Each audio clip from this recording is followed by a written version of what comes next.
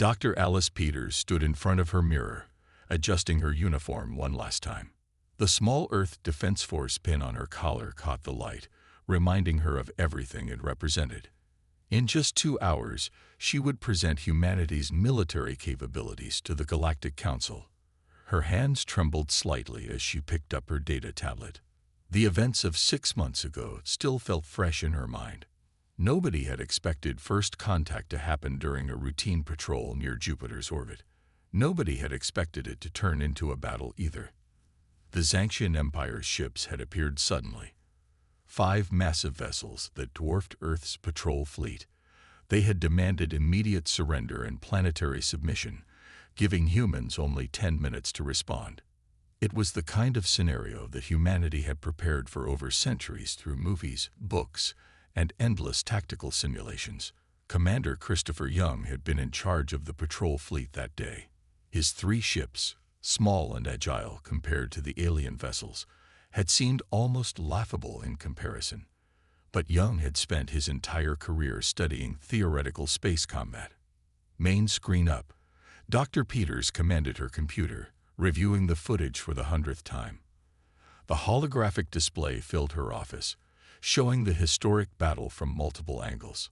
The Xanxian ships had opened fire first, expecting an easy victory. Their energy weapons, impressive by any standard, had sliced through space toward Earth's vessels. But then something unexpected happened. The human ships didn't try to dodge. Instead, they activated their point defense systems. Hundreds of tiny drones poured out of each Earth vessel, creating a web of interceptors. The alien energy beams scattered and diffused, caught in a network of small electromagnetic fields. It was humanity's answer to energy weapons, not one big shield, but thousands of small, moving ones. Commander Young's voice came through in the recording. All ships, execute pattern Delta 7, weapons free. Dr. Peters paused the footage, making a note on her tablet. The Council would want to understand this moment in particular. This was when humanity showed that they weren't just lucky defenders. They were prepared warriors. The human ships had split up, each taking a different vector. Their movements seemed chaotic at first, but Peters knew better. They were using Jupiter's gravity to accelerate, something the aliens hadn't expected. While the Xanxians adjusted their targeting, Young's fleet had already achieved attack velocity. The next part always made her proud. The human ships opened fire with their railguns, technology that the aliens had dismissed as primitive. But these weren't simple projectile weapons.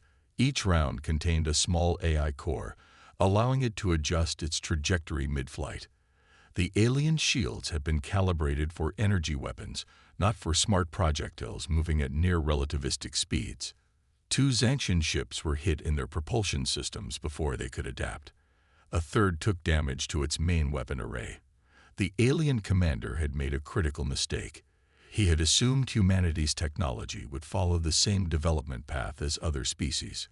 Computer, skip to time index 1422, Peters commanded. The footage jumped ahead to show the battle's turning point.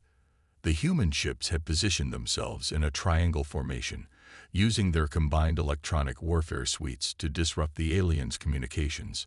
Without coordination, the remaining Xanxian ships couldn't maintain their formation.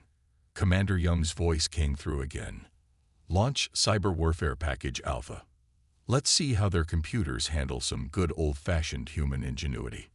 The virus that Earth's ships uploaded into the alien network wasn't particularly sophisticated by human standards, but it was completely foreign to Xanxian systems. Their ships' computers, trying to translate and understand the human code, were caught in an endless loop. By the time they realized what was happening, their shields were dropping. The battle ended 23 minutes after it began. 3 Xanxian ships retreated with significant damage. One was disabled but later recovered by their forces, and one was captured intact by Earth's fleet. No human ships were lost, though all 3 suffered moderate damage. Dr. Peters closed the holographic display and sat at her desk. She had to make the Council understand that this wasn't just luck. Humanity had spent centuries preparing for this moment. While they developed their technology, they had also developed their tactics. Every science fiction story, every space battle simulation, every theoretical paper on cosmic warfare had contributed to their readiness. A soft chime from her computer indicated an incoming message. It was from Admiral Laura Bennett. "Dr. Peters, the Council representatives have arrived early. Please proceed to Conference Room A." Peters gathered her materials, taking one last deep breath. In her briefcase was not just battle footage and technical specifications, but humanity's entire approach to warfare. They had developed their technology with one primary goal: survival. Every weapon system, every defense mechanism, was created to ensure humanity would never face extinction. As she walked down the hallway of the orbital diplomatic station, Peters could see Earth through the reinforced windows. The blue planet hung peacefully in space, surrounded by its network of defense satellites and patrol ships. 6 months ago, humanity had proved they could defend themselves. Today, they would show the galaxy why they would never need to prove it again. Commander Young met her outside the conference room. "Ready to show them what we can do, Doc?" Peters nodded, clutching her tablet. "They need to understand we're not just warriors, Chris. We're survivors. Everything we built, every system we designed, it's all because we knew this day would come." "That's why you're doing the talking," Young smiled. "I just shoot things. You can explain why we shoot them the way we do." The conference room doors slid open. Inside, 12 alien representatives sat around a curved table, their various forms representing the diversity of the Galactic Council. At the center sat High Counselor Zixtal, their compound eyes fixed on the human delegation. Dr. Alice Peters, Zixtal's translator device rendered their words in perfect English. "We have many questions about your species' military capabilities." Peters set up her presentation materials, her nervousness replaced by determination. "That's why I'm here, High Counselor. But first, you need to understand something about humans. We've spent centuries imagining this moment. Every possible first contact scenario, every potential space battle, every defensive strategy. We've thought about them all. What you saw 6 months ago wasn't just technology. It was the culmination of humanity's greatest strength, our ability to prepare for the unknown." The lights dimmed as she brought up the first holographic display. Earth's defense network appeared above the table, a complex web of satellites, ships, and stations. It was time to show the galaxy exactly what humanity could do. And more importantly, why they would never need to do it again. Jack Morrison stepped forward as Dr. Peters finished her introduction. His military attaché uniform was crisp and neat, and his presence commanded attention from the alien council members. He had spent years studying alien combat tactics, and now it was time to explain why humanity's approach was so different. "Distinguished council members," Morrison began, "what you're about to see might seem strange to you. Human weapons aren't just tools. They're a reflection of how we think." He gestured to the holographic display, which now showed a detailed view of a human defense ship. The alien representatives leaned forward, their various sensory organs focused on the display. High Counselor Zixtal's translator clicked rapidly as they processed the information. "First, let's talk about our point defense system," Morrison said. He zoomed in on a section of the ship's hull that looked like a honeycomb pattern. "We call this the Hive Network. Each cell contains a mini-launcher that deploys small drones. These drones work together like a swarm of bees protecting their hive." Lieutenant Susan Carter, standing nearby with her own data tablet, added data to the display. The honeycomb section came alive, showing hundreds of tiny drones emerging and forming complex patterns in space. "Most species build one big shield," Carter explained. "We build thousands of small ones. If one drone fails, the others adjust their positions. It's like a living thing, always adapting, always moving." A Phyraxian representative raised their upper appendage. "But surely such small devices cannot stop heavy weapons." Morrison smiled. "Computer, run Simulation Alpha 3. The display showed a massive energy beam hitting the drone network. The drones didn't try to block the beam directly. Instead, they created a complex web of small electromagnetic fields that bent and scattered the energy. We learned this from watching how air molecules deal with heat, Morrison explained. Small particles working together can disperse energy better than one solid barrier. Next, he brought up the image of a human railgun. Several council members shifted uncomfortably in their seats. Yes, we still used physical projectiles, Morrison acknowledged, but not the way you might think. The display zoomed in on a single railgun round. Each projectile contains a small quantum computer. It doesn't just fly straight, it thinks. It adjusts its course thousands of times per second. And when it hits, he paused as the simulation showed a round impacting an alien shield. It analyzes the shield's frequency and adjusts its own atomic structure to pass through. Dr. Peters stepped forward again. We call this adaptive penetration. The round becomes whatever it needs to be to complete its mission. High Counselor Zixtal's compound eyes flickered with concern. This level of weapon autonomy is unsettling. Lieutenant Carter took over the presentation, bringing up new battle footage. Watch how our ships move, she said, playing a recording of human vessels in combat. The ships weren't moving in straight lines or predictable patterns. Instead, they were using nearby planets and moons to slingshot themselves around, saving fuel and achieving surprising angles of attack. We learned space combat from our solar system, Carter explained. 8 planets, hundreds of moons, thousands of asteroids. Each one is a potential tool. We don't fight against space. We let space fight for us. The footage showed a human ship diving close to Jupiter, using the gas giant's gravity to whip around at incredible speed. The maneuver put the ship in a perfect firing position behind an enemy vessel. But most impressive, Morrison continued, is how our ships work together. The display shifted to show a squadron of Earth vessels in formation. Each ship's computer is connected to all the others. They share data, adapt tactics, and learn from each other in real time. He highlighted the neural network connecting the ships. If one ship discovers an enemy weakness, every ship in the fleet instantly knows about it. It's like they share one mind. A Centaurian delegate spoke up, their crystalline form shimmering with interest. How do you prevent enemy forces from hacking this network? Dr. Peters took this question. Our network security is based on human brainwave patterns. Unless you think exactly like a human, you can't break in. And even if you did, she paused, allowing herself a small smile. The network would think you to death. Morrison brought up the final display, Earth's orbital defense grid. This is our home, he said simply.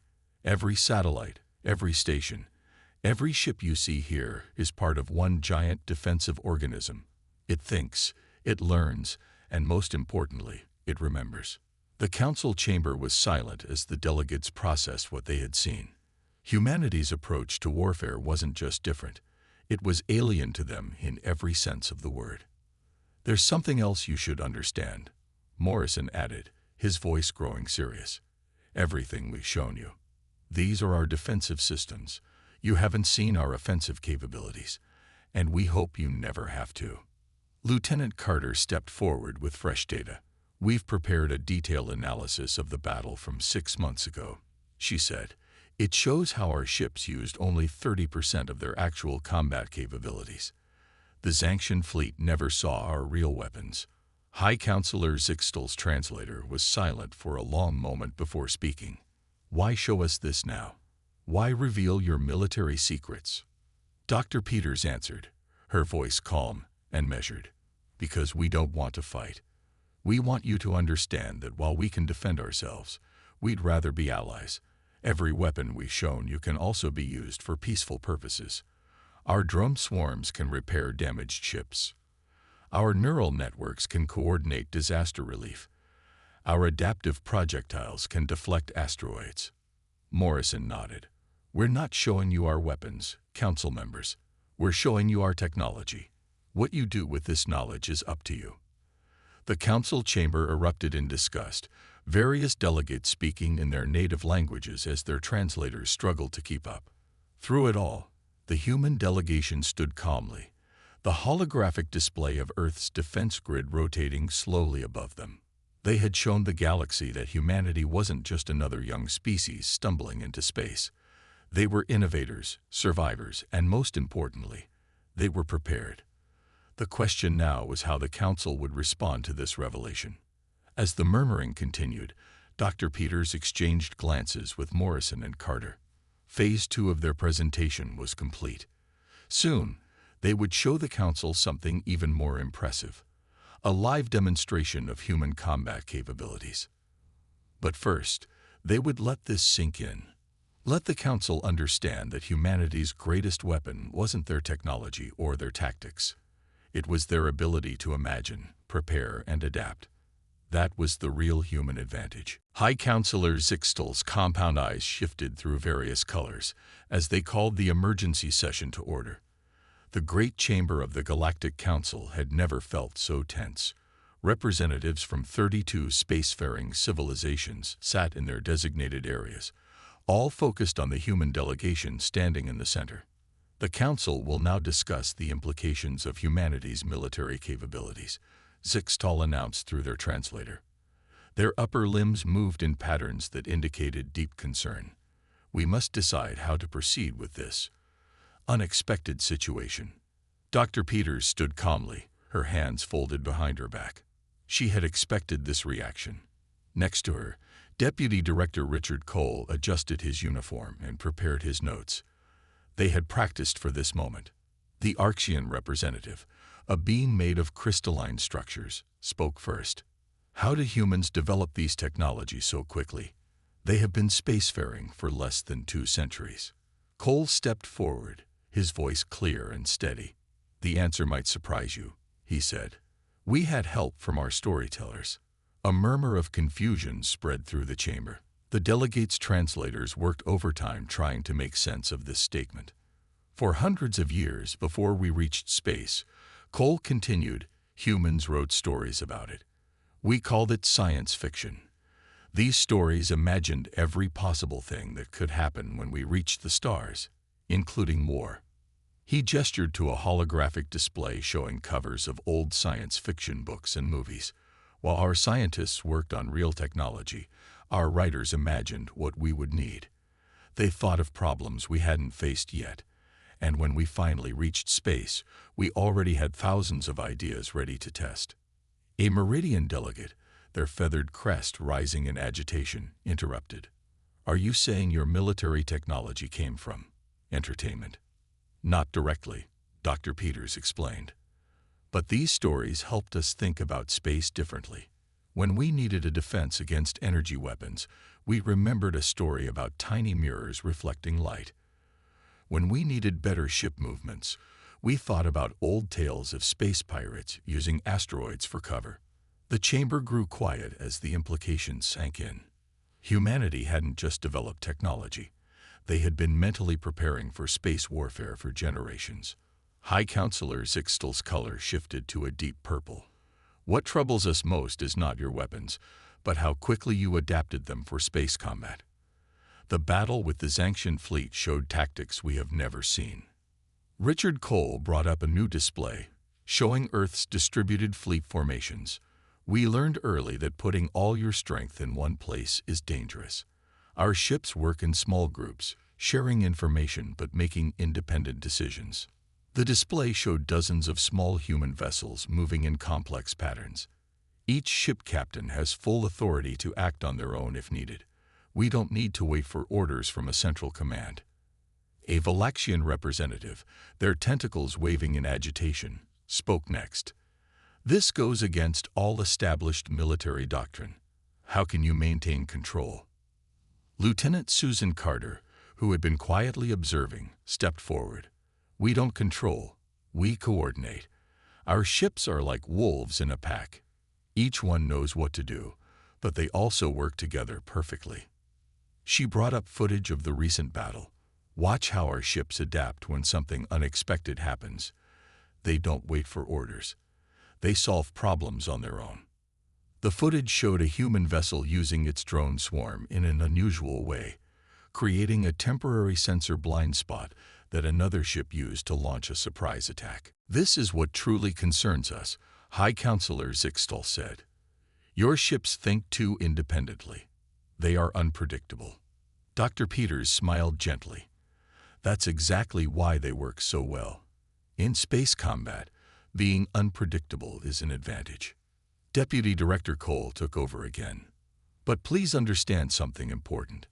All of this, every weapon, every tactic, was developed for defense. We built these things because we had to be ready for anything." He paused, letting his words sink in. "Humanity has seen too many stories where first contact went badly. We promised ourselves we wouldn't be helpless if that happened in real life." A younger council member, representing the Centauran Republic, raised an interesting point. "But how can we trust that these are purely defensive technologies?" Dr. Peters stepped forward again. "That's why we're here. We're showing you everything openly. No secrets, no hidden capabilities. We want you to understand us." She brought up a new display, showing Earth's orbital defense network. "Look at how our systems are arranged. Everything points outward. Our weapons are positioned to protect, not to attack. We built shields before we built guns." The council chamber buzzed with quiet discussions. Many delegates were updating their reports to their homeworlds, reassessing humanity's position in the galactic community. High Counselor Zixtal raised all four hands for silence. "We have heard much about your technology and tactics. But tell us, Dr. Peters, what does humanity want from this council?" Peters looked around the chamber, making eye contact with as many delegates as she could. "We want what we've always wanted, to explore, to learn, and to make sure our people are safe. We're showing you our strengths not to threaten, but to reassure. You don't need to fear us because we don't need to fear you." Richard Cole added, "We're ready to share some of our defensive technologies. Imagine our drone swarms helping to protect trade routes, or our neural networks coordinating disaster relief efforts." The chamber erupted in excited discussion. The idea of accessing human technology was clearly appealing to many delegates. "There is one more thing," Dr. Peters said, her voice cutting through the noise. "We've prepared a demonstration. If the council agrees, we would like to show you our systems in action. Not in combat, but in their defensive roles." High Counselor Zixtal's colors shifted through several patterns before settling on a deep blue of contemplation.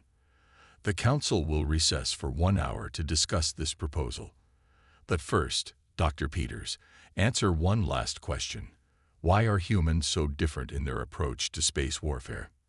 Peters smiled, thinking of all the science fiction stories she had read as a child. "Because we spent centuries imagining meeting you.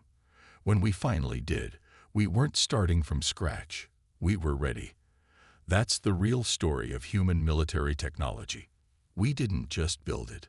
We dreamed it first." As the council members filed out for their deliberation, the human delegation stood quietly in the center of the chamber. The next hour would determine whether the galaxy saw them as a threat to be contained or an ally to be welcomed. But whatever the council decided, humanity had made its point. They were here to stay, ready for anything the universe might throw at them. Captain Mary Hughes stood on the bridge of the EDF Challenger, her hands clasped behind her back, as she watched the council members' ships approach.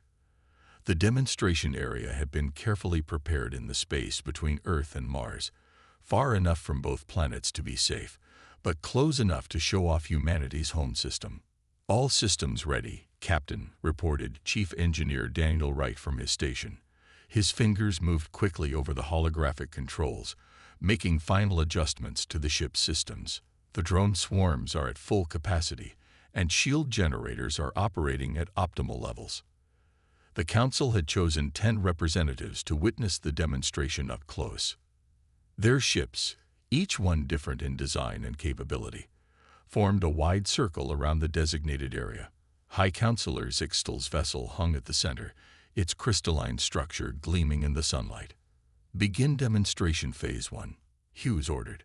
Her voice was calm and professional, but inside she felt the weight of responsibility. This display would shape how the galaxy viewed humanity for generations to come. The Challenger's outer hull seemed to come alive. Thousands of tiny drones poured out from their honeycomb launchers, forming complex patterns in space. But instead of taking defensive positions, they did something unexpected. "Watch closely," Daniel Wright's voice came through the shared communication channel to the alien observers. "These drones aren't just for defense. They can also repair damaged ships." To demonstrate, a section of the Challenger's hull plate deliberately opened, exposing internal systems. The drone swarm moved as one, gathering materials from a nearby supply container.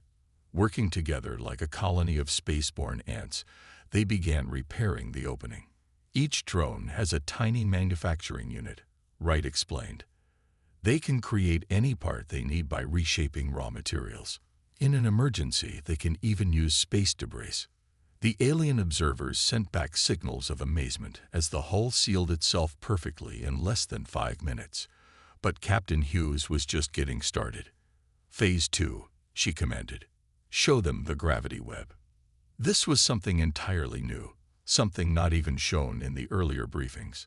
The drones reformed into a vast network, spreading out over several kilometers. Small energy pulses began flowing between them. "What they're creating," Dr. Peters explained from her observation post, "is an artificial gravity field. Watch what happens when space debris enters it." On cue, a cloud of test objects, ranging from tiny rocks to larger pieces of metal, was released into space. As they encountered the drone network, their paths changed. The debris didn't just stop. It was carefully redirected, gathered, and sorted by size. "This system protects our planets and ships from meteoroids," Peters continued. "But it can also clean up space junk and salvage useful materials." High Counselor Zixtel's translator conveyed their response. "Impressive. But how does this relate to your combat capabilities?" Captain Hughes smiled. "Chief Wright, show them defense mode." The drone network suddenly shifted. The gentle gravity web became a complex maze of gravitational distortions. Test drones, playing the role of enemy weapons, tried to pass through. Each one was caught, redirected, or safely dispersed. "A shield stops an attack," Hughes explained. "Our system catches it and turns it aside. Less energy wasted, better protection." But the real surprise came next. "Final phase," Hughes ordered. "Full integration demonstration." The Challenger's systems came fully alive. The ship's neural network reached out, connecting with nearby satellites and sensor arrays. Holographic displays appeared around the observation ships, showing them what the human vessel was seeing. "This is how we view space," Daniel Wright explained. "Not just what's there, but what could be there. Every gravity well, every energy field, every possible movement path. We see it all in real time." The displays showed curved lines and flowing patterns, the invisible rivers and eddies of space itself. The Challenger began to move, not in the straight lines that most ships used, but in graceful curves that followed these natural paths. "We don't fight against space," Captain Hughes said. "We work with it. Every planet's gravity, every solar wind. They're all tools we can use." To demonstrate, she ordered a complex maneuver. The Challenger seemed to dance through space, using minimal engine power, but achieving high speeds by slinging itself through natural gravitational fields. One of the Council observers, a Meridian scientist, spoke up. "Your ship, it moves like a living thing." "That's exactly right," Dr. Peters responded. "Our ships aren't just machines. They're more like sea creatures swimming through the ocean of space." The demonstration continued as the Challenger showed more of its capabilities. Its adaptive hull could change shape slightly to better handle different conditions. Its sensor systems could detect and analyze any unknown object in seconds. Its drone swarms could quickly switch from defense to repair to research configurations. "But the most important thing," Captain Hughes said, "is how all these systems work together." She ordered a final demonstration. A series of unexpected challenges appeared: simulated enemies, space debris, sensor jamming, and system failures. The Challenger and its systems handled each one without any input from the crew. The ship thinks, Chief Wright explained, not like a computer following programs, but like a living thing adapting to its environment. It learns from every experience. As the demonstration concluded, the observation ships moved closer to inspect the Challenger. Their sensors scanned every detail, trying to understand how such technology could exist in a species so young. Captain Hughes stood proudly on her bridge. They had shown the galaxy not just what humanity could do, but how they thought about space itself. It wasn't about having the strongest weapons or the toughest shields. It was about understanding space, working with it, becoming part of it. Dr. Peters' voice came through the comm system. Captain, the Council representatives are requesting permission to send observers aboard. They want to see the systems up close. Hughes nodded. Permission granted. Chief Wright, prepare for visitors. Show them everything, especially the drone maintenance bays and the neural network interface. As she watched the alien delegates prepare to board her ship, Hughes reflected on what this meant. Humanity wasn't just showing off their technology. They were offering to share it. The galaxy was about to change, and the Challenger had helped start that change. Captain, one of her crew called out, High Counselor Zixtal is sending a private message. Hughes read the message and smiled. The counselor had written just 3 words, We understand now. And that Hughes knew was exactly what this demonstration had been about. Not showing strength, but building understanding. The real test wasn't about proving human technology. It was about proving human wisdom. The great chamber of the Galactic Council looked different now. Where there had been tension and fear just days ago, there was now a sense of excitement and possibility. Lieutenant William Parker watched as delegates from various species talked eagerly with their human counterparts, sharing ideas and making plans. The Council's vote had been unanimous. Earth would be recognized as a major military power. But more importantly, they would be welcomed as full members of the galactic community. The humans' openness about their capabilities had earned them trust, and their willingness to share technology had earned them allies. Dr. Peters stood at the main podium, finalizing the technology exchange agreements. Remember, she said to the assembled delegates, these systems were built for defense. We're sharing them because we believe in protecting all species, not just humans. High Counselor Zixtal's colors rippled with approval as they signed the first agreement. Your species has surprised us, Dr. Peters, not just with your technology, but with your wisdom in using it.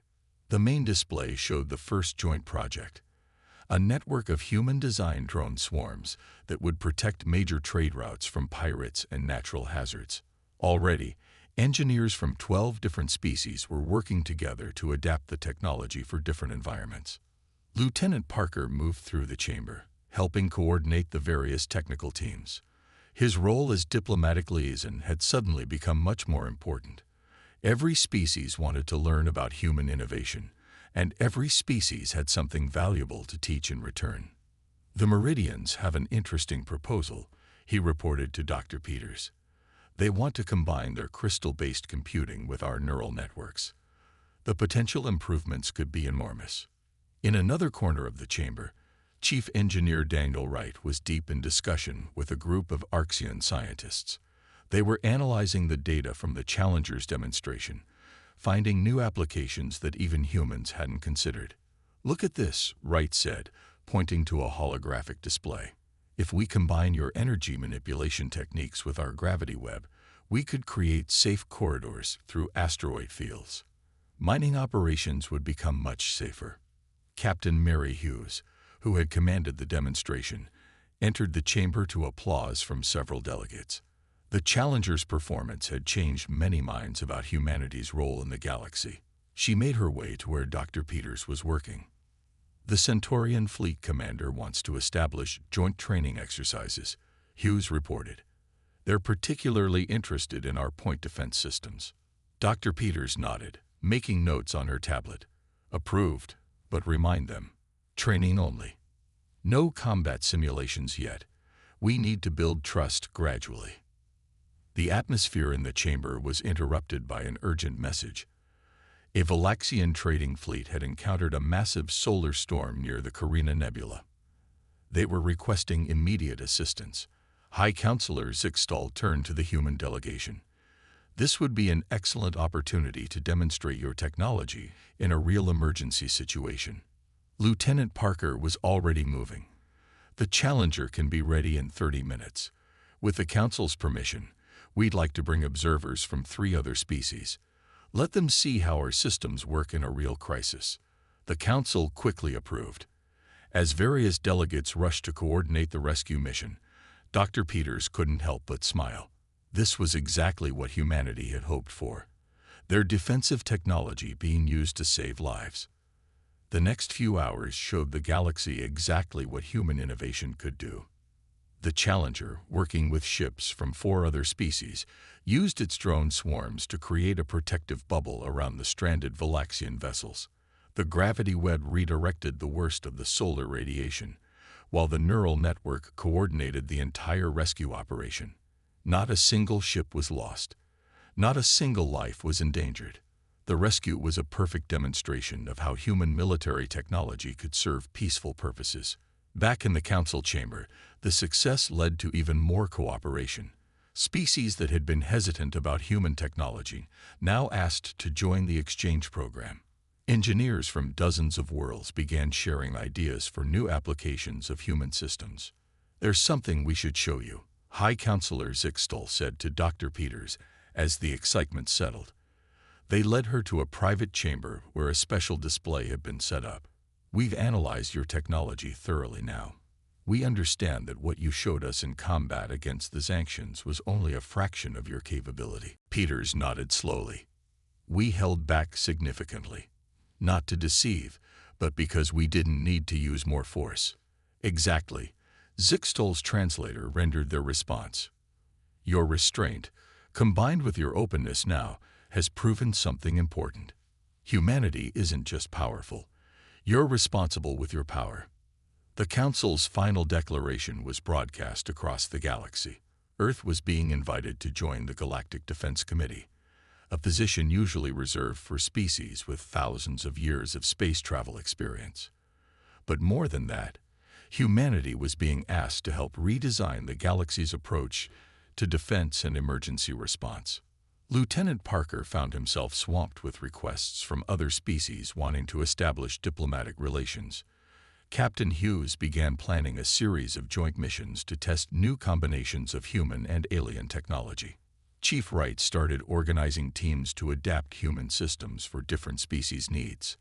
And Dr. Peters, she stood by a window in the Council chamber, looking out at the stars. A Meridian delegate approached her quietly. "You knew this would happen," they said. "You knew that showing our enemies your strength would turn them into allies." Peters smiled.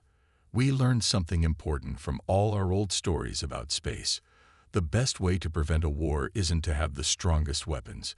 It's to make sure everyone is strong enough to protect themselves." As she watched ships from a dozen different species working together in the space around the station, Peters thought about how far they'd come. Humanity had prepared for war, but found a way to use their preparations for peace. They had built weapons but turned them into tools for rescue and protection. The galaxy was changing. Species that had been rivals for centuries were now working together, sharing knowledge, finding new ways to solve old problems. And at the center of it all was humanity's unique approach to space and technology. "Dr. Peters," Lieutenant Parker called from across the chamber. "The Challenger is ready for its first joint mission. 6 species working together, using our drone swarm technology to clear space debris from major travel lanes." She nodded, gathering her materials. There was still so much work to do, so many possibilities to explore. But now they wouldn't be doing it alone. Humanity had shown the galaxy not just their strength, but their wisdom. And in return, the galaxy had shown them trust. The age of isolation was over. The age of cooperation had begun. And it had started because humans had been prepared for war, but chosen to work for peace.